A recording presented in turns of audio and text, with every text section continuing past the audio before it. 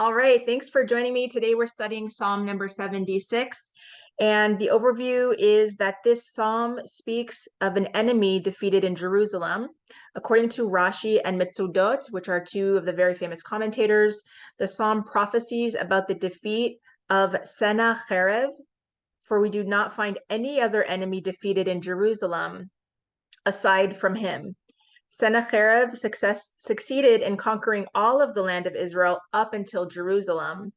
When he arrived there, he spoke arrogantly against God and his nation, after which God destroyed his camp made up of 180,000 soldiers, as related in Isaiah chapter 37, verse 36.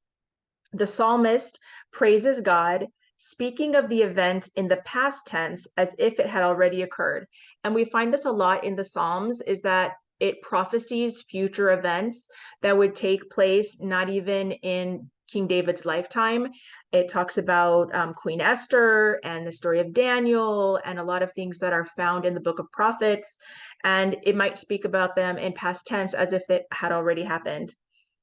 So this Psalm number 76, just like 73 through 83, is attributed to Asaph, who was from the tribe of Levi or Levi, and that means that he was a singer in the temple. The Levites, the tribe of Levi, their job was to play musical instruments and to sing in the temple.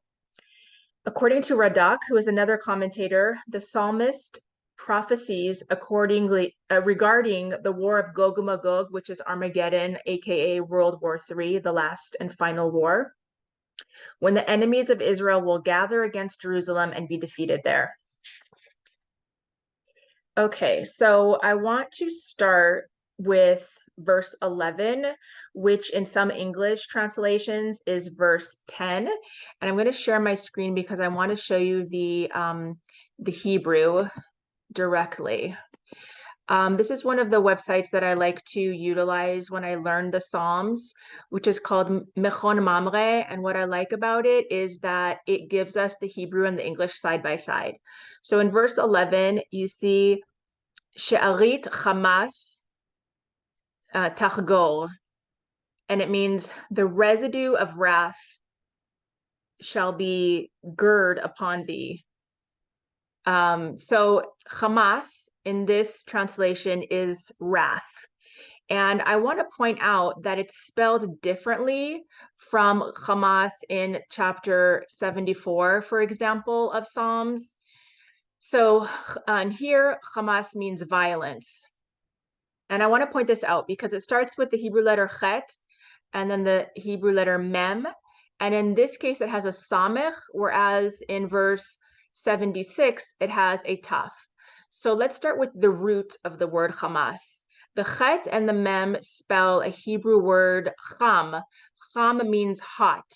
So when somebody is hot-headed, or we say maybe their blood is boiling, that is what may drive a person to murder or do violent, barbaric, inhumane acts. Okay, and then the samech has an S sound. So here it's pronounced Hamas, whereas in chapter 76, it could be here the taf, the last letter.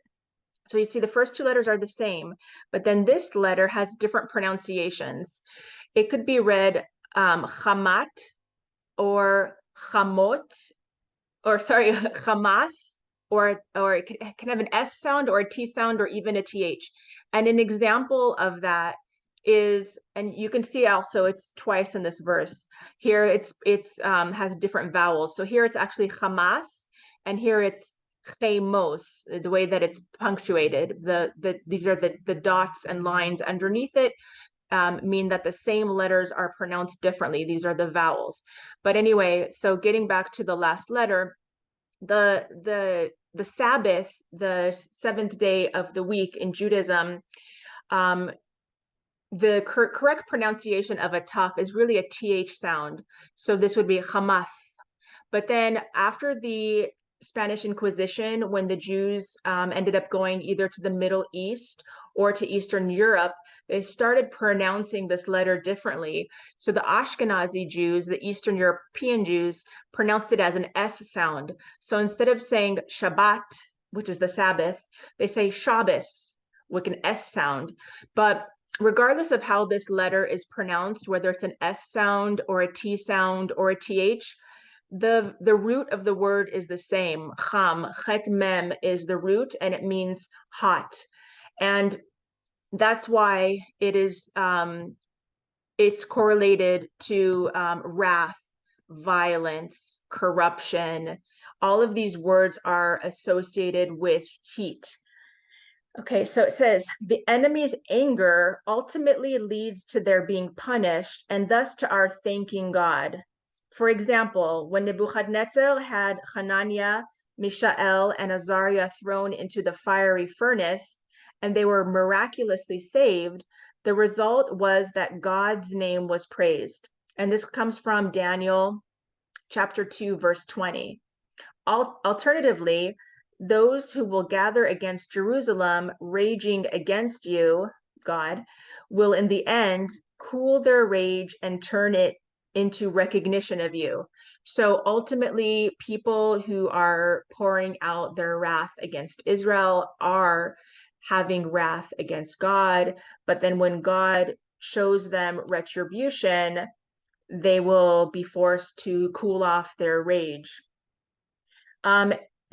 So as you saw, it has the word, so Hamas is twice in verse 11. So now regarding to the second time that Hamas is mentioned, which in Hebrew we read from right to left. So this is the second one. You will restrain the residue of wrath. So in this case, the commentary on the verse says that when the enemy is punished, their wrath is restrained. And residual wrath refers to potential wrath in the future. Alternatively, residual wrath refers to the wrath of other enemies of Israel. Thus, by decimating the camp of Gog and Magog, Armageddon, God restrains the wrath of the other nations who might have continued to rage against Israel. So when nations start to be defeated, then other nations who would have wanted to wage war against Israel, they kind of think twice.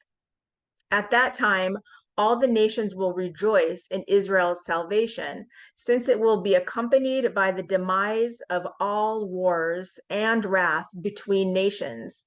Restraining the residue of wrath alludes to the end of battles between beasts and their prey, since peace will then extend to the animal kingdom as well. So one of the signs that the Messiah has come is like in Isaiah chapter 2, verse 4, the Hebrew is Lo yisagoy el goy cherev, lo yilmedu od milchama. It means nation shall not lift up sword against nation, nor shall they learn about war. It means there will be no more wars in the world, period. There will be peace and harmony.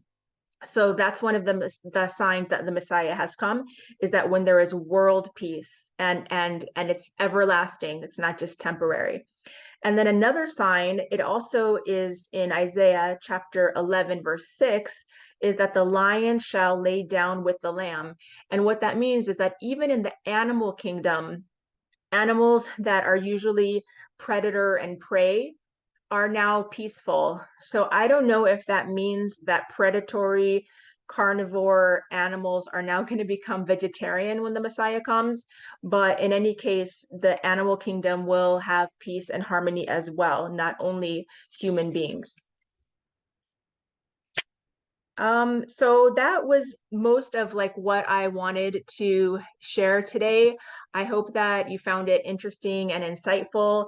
And so the take-home lessons today are that, let's see. When we see that the world has true and everlasting peace, then we know that this is the Messianic era, that this is the revelation of the prophecies, this is salvation and redemption coming into effect, and hopefully we should merit to see it in our days.